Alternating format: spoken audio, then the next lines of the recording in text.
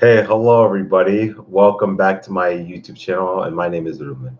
Strava, moje ime je Rumba Darijan I dobrodošli nazad na moj YouTube kanal.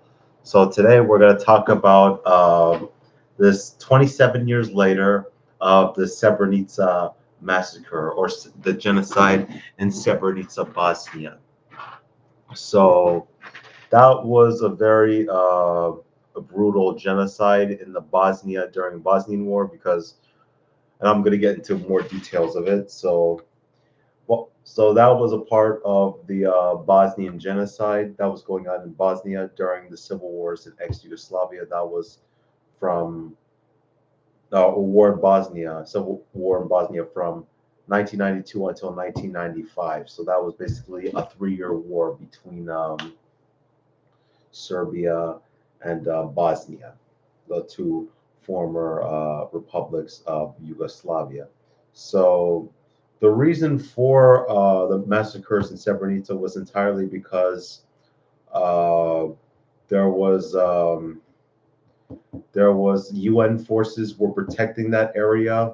The United Nation forces were protecting that area in Srebrenica, and so that, and then I'm going to talk about that later. But I'm going to talk about a little bit of the biography or background or history of Srebrenica. So Srebrenica is a town, small town in Bosnia or Eastern Bosnia. That is in Eastern Bosnia, and that's also known as the Republika Srpska, which is a federation of Serbs living in Bosnia. So that's the Republika Srpska. In English language, it will be translated to as the Serbian Republic in Bosnia. So yeah, if you know already, Bosnia consists of two federations. That's the Federation of Bosnia and Herzegovina, while the other federation in Bosnia is the Republika Srpska. That's basically where Serbs in Bosnia. That's where Serbs settle in Bosnia. So that's the Republika Srpska. And that was actually established in 1992, on January 9th, 1992. That was when the Bosnian government wanted to create a Serb Bosnian Federation there. And they declared it in the National Assembly in Bosnia. And that's how the whole idea of the Republika Srpska became established in 1992. That was also the same year when the communist Yugoslavia or Tito's Yugoslavia had collapsed. And it collapsed a year right after the collapse of Soviet Union, where Soviet Union had dissolved peacefully. But in Yugoslavia, on the other hand, had basically dissolved very violently, and because a lot of people were being killed in ex-Yugoslavia. And now the civil wars in ex-Yugoslavia were the deadliest wars in Europe since World War II. So, and then and Srebrenica was actually a part of Austria-Hungary before the genocide of 1995. Srebrenica was a part of Austria-Hungary, but after Austria-Hungary dissolved in 1918, the same year when World War One came to an end, it became a part of Yugoslavia because Bosnia had joined the Kingdom of Yugoslavia, and then it would after Austria-Hungary had dissolved in 1918, and so and then it would remain. Srebrenica would remain under Yugoslavia until the dissolvement of Yugoslavia in 1992, when communism had dissolved in Yugoslavia. And so, and then during World War II, Srebrenica there was a lot of atrocities committed there before the genocide of 1995. There was a lot of atrocities committed by the Ustasha and the Chetniks resistance, and they would be committing a large campaign of killing there in Srebrenica.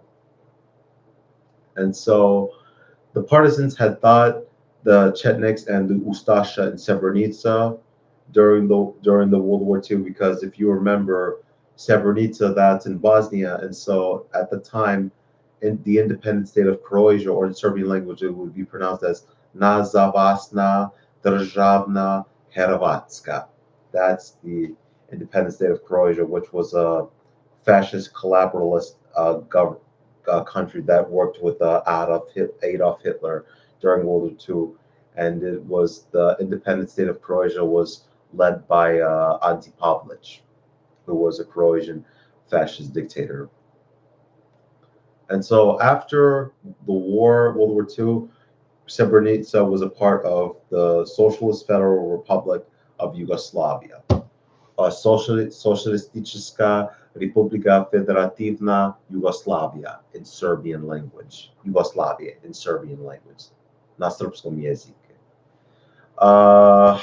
And then also, after war, after Tito died, then Yugoslavia go into a civil war, because the republics of Slovenia and Croatia had declared their independence, and then Bosnia would soon declare their independence, and then a whole civil war would break out in Bosnia in 1992, because there was a lot of the Serbs were committing a lot of atrocities against Bosnians and Croatians in Bosnia, and that was one of the main causes how the Bosnian War started.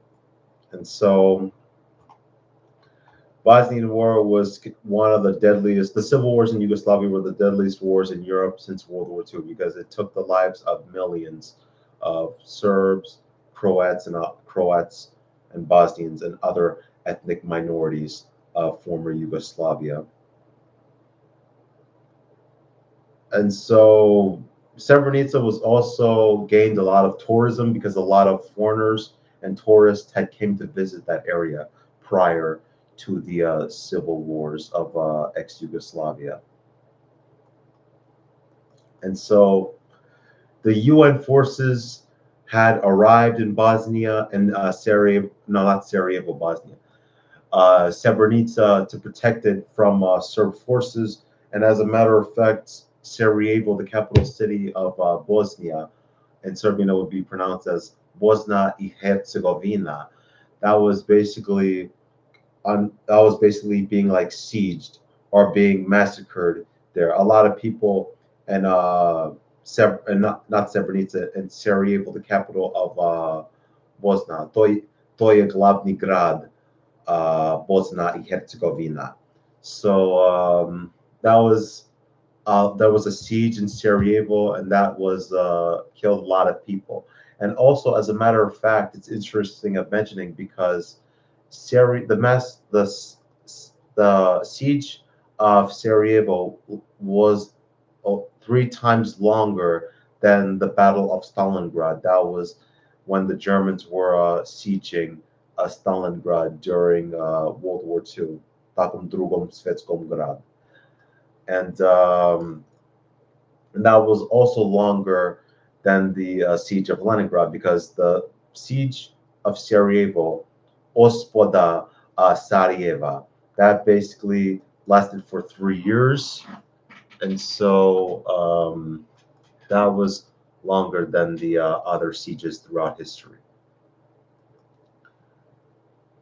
And so that was also the longest siege in human history, or in modern warfare, because it lasted from 1992 until 1996. That was a year right after the Bosnian War had ended.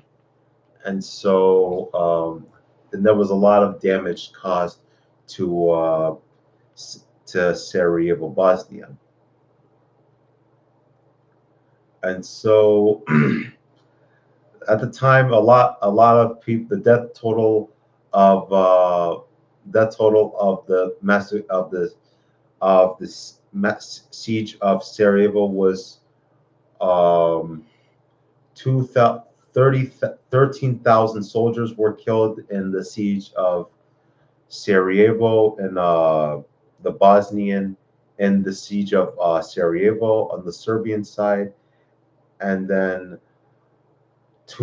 no, 2,241 soldiers would be killed on the Serbian side, and 6,137 soldiers on the Bosnian side would die in the siege of Sarajevo, and 5,434 civilians were killed in the siege of Sarajevo, mostly Bosnian citizens that settled in Sarajevo. And so, also prior to the siege of Sarajevo, it was actually in 1984. So this was prior, almost a decade prior to the civil wars of Yugoslavia, because the Winter Olympics of 1984 was held in February of 1984. That was when the Winter Olympics were held in Sarajevo, Bosnia, or at the time it was a part of the Social Federal Republic of Yugoslavia. That was held in,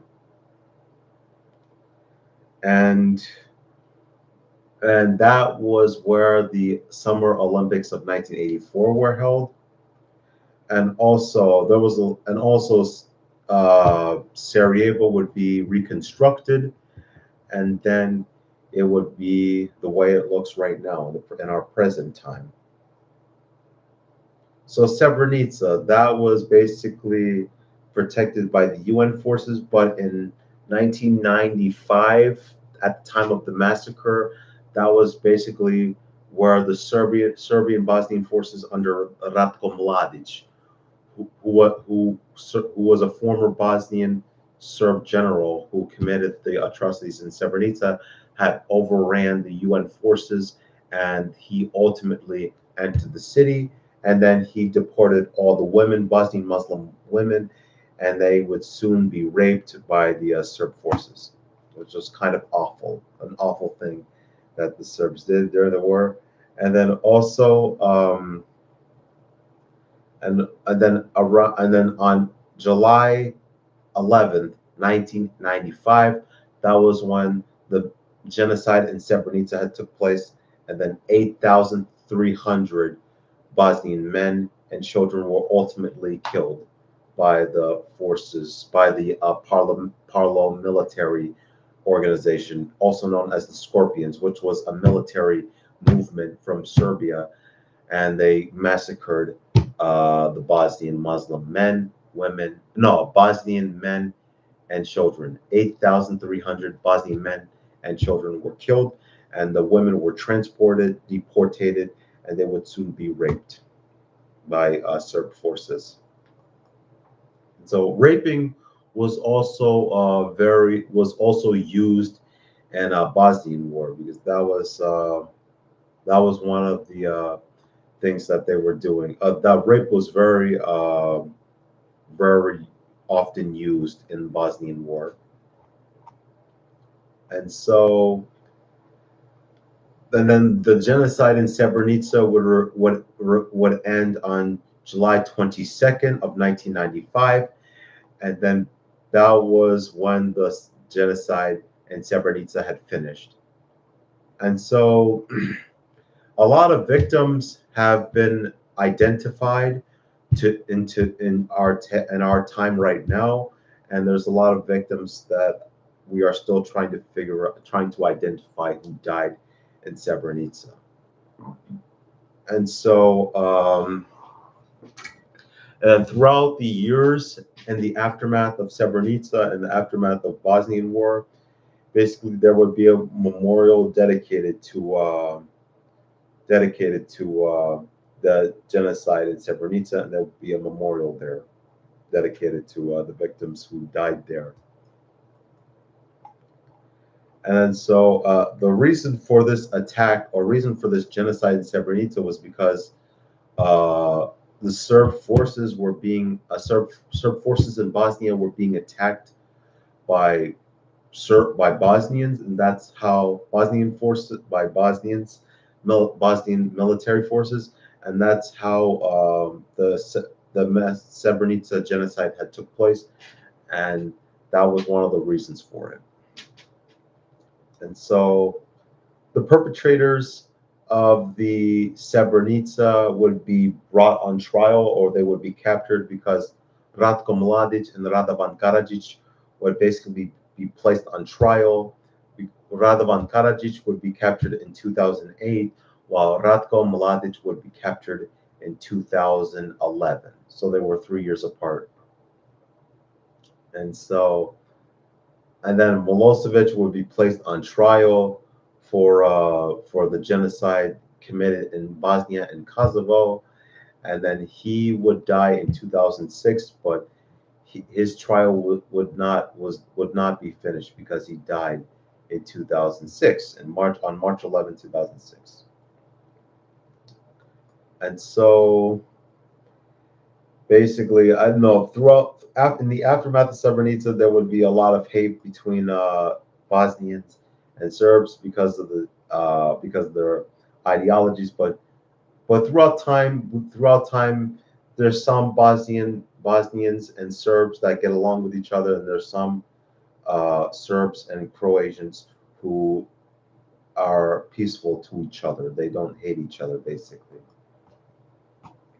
Yeah, in that part of the world, there has been a lot of hatred towards their different race or ethnicity. That's what's been going on in that Balkan Peninsula for a very long time, and so that's been a lot of hatred in that area. So, and there's also many conspiracy theories that it wasn't Ratko Mladic who committed the genocide in Srebrenica, but as a matter of fact, in some conspiracy theories, or the some people who believe it, thought that the genocide in Srebrenica was carried out by the Dutch military forces from Netherlands, according to some conspiracy theories, or some politicians said that they were responsible for providing or organizing the Srebrenica massacre.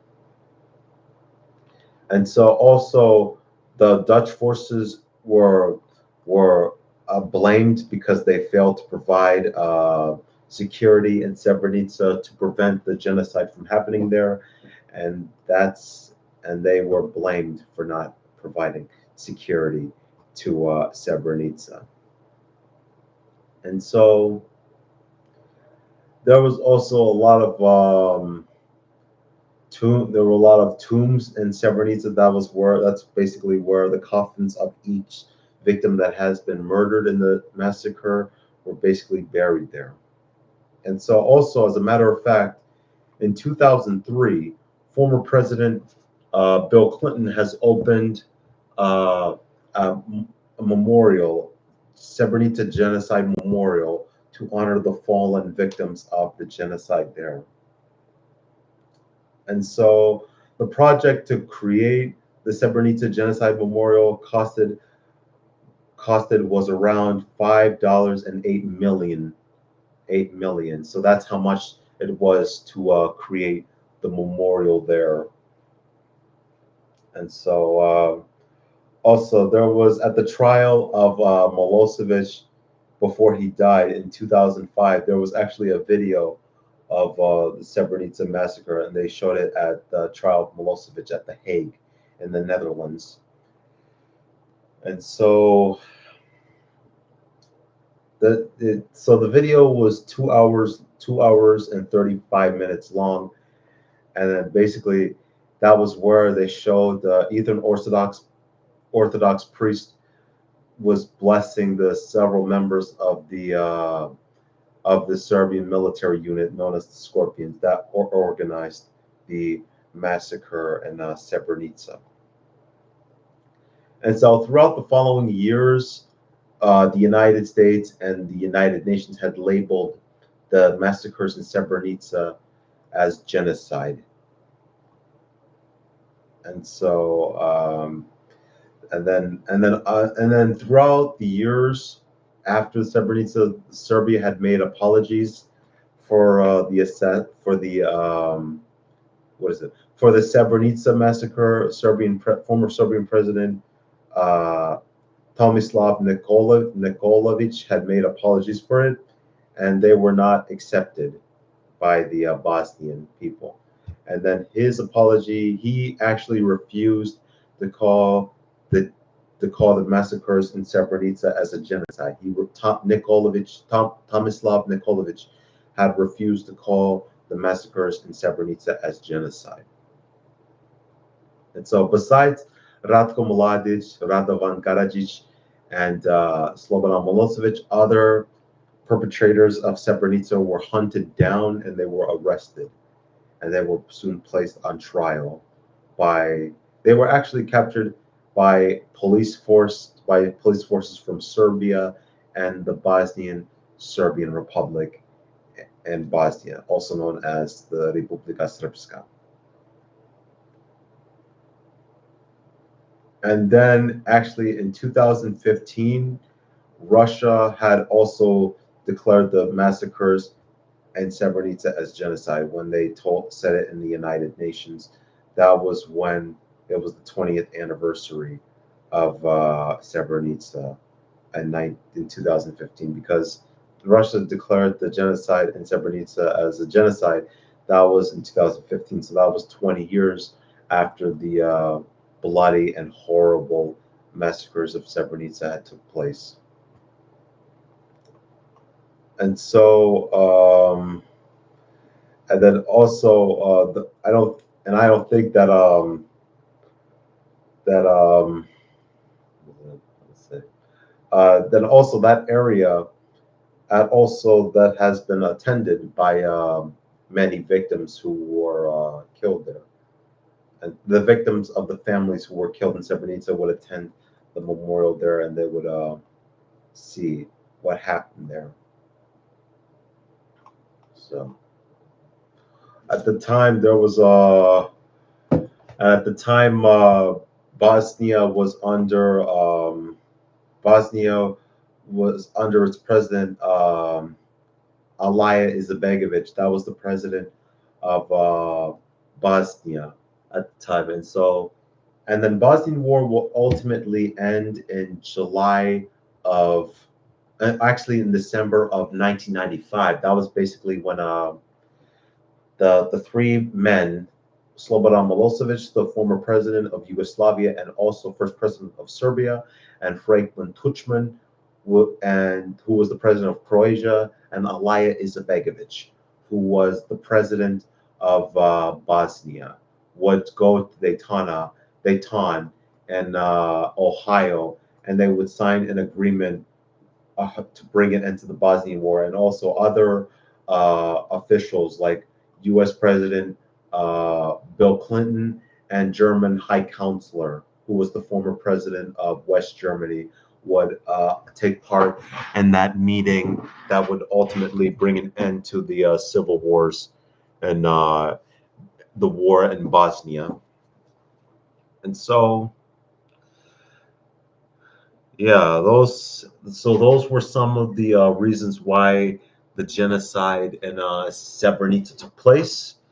And so the perpetrators like Radovan Karadzic and Ratko Mladic, they were captured in Serbia, and they had been trying to hunt down the perpetrators for that. And then, actually, as a matter of fact, Ratko Mladic has been sentenced to life in prison for the genocide in Bosnia and also the genocide in Srebrenica. They were placed on trial and they were found guilty of the crimes in Srebrenica and in Bosnia. And so that was very brutal. And then also throughout the years, they would hunt down the perpetrators who were responsible for Srebrenica. And then Radovan Karadzic is also serving life imprisonment as well.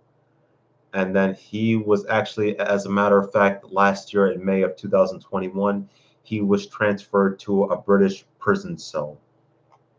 And he was found guilty of committing genocide.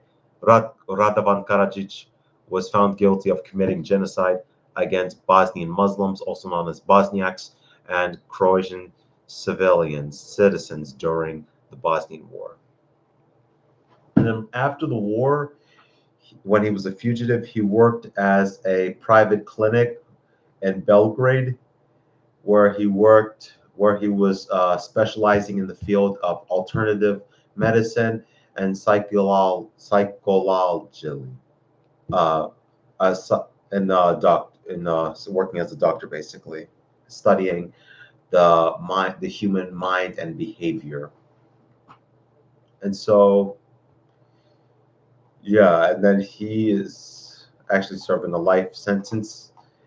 And then he also, as a matter of fact, there were also many claims that he was actually captured in Vienna, Austria, where he took a fake name, which was known as Peter Glumatz. And then those reports were actually not accurate. They were false. That was false information because he was not hiding in Austria. And so, actually, is another interesting fact because he actually disguised himself. He was wearing a beard. I remember he was dressed up as a complete different person, and then and a lot of people did not recognize him. And so Ratko Mladic, on the other hand, was captured, and then on November 22nd, 2017, he was found guilty on 10 charges. Mladic was convicted on 10 charges. That was basically of genocide, 5 war crimes against humanity, and 4 of violations of the law or customs of war. So he was basically found guilty of those, found guilty of the crimes committed in Bosnia, and then he would be serving a life sentence.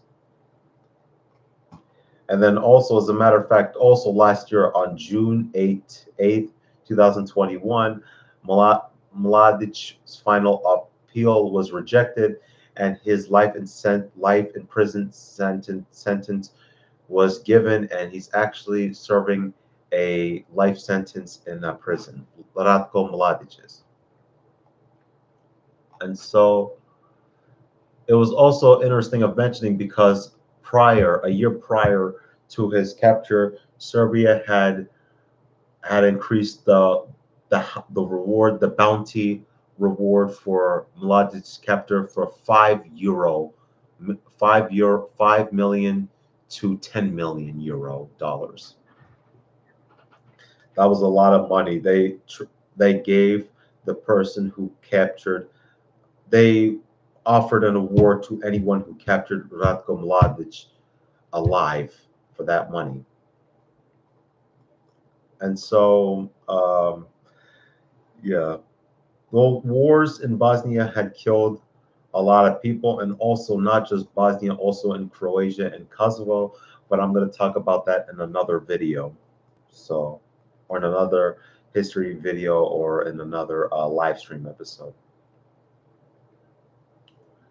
So, yeah, I hope you enjoyed this little also, it's also interesting of mentioning because in Sarajevo there was a lot of rocket attacks that were taking place in Sarajevo. That was basically when Serbian forces were launching rocket attacks on marketplaces and in Sarajevo, and that killed a lot of people. The first one took place on the first marketplace massacre took place on February 5th, 1994. That was when Serbian army forces launched rocket attacks against marketplace in Sarajevo, and that killed around 68 people, and that injured 144 people in the first rocket attack in Sarajevo.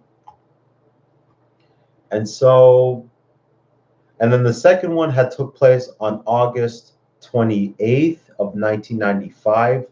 That was basically when they were launching more rocket attacks on Sarajevo, and the second massacre had killed around 43 people, mostly citizens, and also 75 were injured in the second market attack.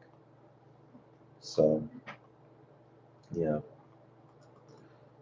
So yeah, that was also so both sides, like Serbs, Bosnians, and Croats, they were doing very like brutal stuff to each other. They were like hitting on each other and killing each other basically. That was a very complicated war. The Yugoslav wars were very complicated because if you're a Western person, you'll probably not understand to why they were hitting on each other and why those conflicts were taking place. So yeah, there was also they also captured the criminals who were responsible for the rocket attacks in Sarajevo, and they were brought on trial and they were given life sentences. And so that's how it was during that era of genocide and hatred against towards each other of different uh, ethnicities and race. So also they also in the aftermath of the war, they also created this international criminal tribunal for the former Yugoslavia. That was where they founded convicted war criminals who were responsible for capturing all these people who committed these crimes in Yugoslavia, and they would soon be brought on trial and they would be brought to justice, basically. And so the International Criminal Tribunal for former Yugoslavia had dissolved not too long ago because that actually came down in 2017. Basically, that was when that was when that United States' organization had dissolved. And so yeah, I hope you guys enjoyed this live stream of why the Srebrenica genocide took place and other war atrocities that were committed in the former Yugoslavia. So I hope you guys enjoyed this video. Hvala na gledaju. Vidimo se sljedeći put i vidimo se sljedeći video i doviđenja.